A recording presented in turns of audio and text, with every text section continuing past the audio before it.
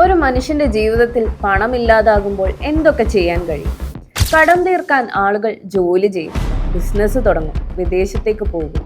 പക്ഷേ കേരളത്തിലെ ഒരു ദമ്പതികൾ വിശ്വസിച്ചത് മറ്റൊന്നായിരുന്നു. നരബലി നൽകിയാൽ കോടീശ്വരന്മാരാകാം. കേൾക്കുമ്പോൾ ഒരു സിനിമാ കഥ പോലെ തോന്നുമെങ്കിലും സകല സാക്ഷരതയും അവകാശപ്പെടുന്ന കേരളത്തിൽ നടന്ന യഥാർത്ഥ സംഭവമാണ്. പത്തനംതിട്ട ജില്ലയിലെ ഇലന്തൂരിൽ താമസിച്ചിരുന്ന ഭഗവത് സിംഗും ഭാര്യ ലൈലയും സാമ്പത്തിക പ്രശ്നങ്ങളിലൂടെ കടന്നു പോവുകയായിരുന്നു.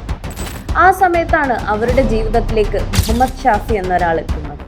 അയാൾ പറഞ്ഞത് വളരെ ലളിതമായൊരു കാര്യവും: പ്രത്യേക പൂജകൾ ചെയ്താൽ സമ്പത്ത് വരും. ചെയ്യേണ്ടവയൊക്കെ ചെയ്തു. പിന്നീട് ആ വാക്കുകൾ കൂടുതൽ അപകടകരമായി. നരബലി നൽകിയാൽ ജീവിതം മാറും. അവിശ്വസനീയമെന്ന് തോന്നുന്ന ആ കഥ അവർ കണ്ണടച്ച് വിശ്വസിച്ചു. നരബലി നൽകുന്നതിനായി ജോലി വാഗ്ദാനം ചെയ്തുകൊണ്ടാണ് റോസ്ലിൻ, പത്മം എന്നീ 2 സ്ത്രീകളെ ഇലന്തൂരിലെ വീട്ടിലേക്ക് വിളിച്ചു വരുത്തിയത്. അവർക്കറിയില്ലായിരുന്നു അവരാണ് ഇതിന് ഇരകളാകുകയെന്ന്. അതുമല്ലെങ്കിൽ ആ വീട്ടിൽ നിന്ന് ജീവനോടെ തിരികെ പോകില്ലെന്ന്. മാസങ്ങൾക്ക് ശേഷം പത്മത്തെ കാണാതായി എന്ന് കുടുംബം പോലീസിൽ പരാതി നൽകി.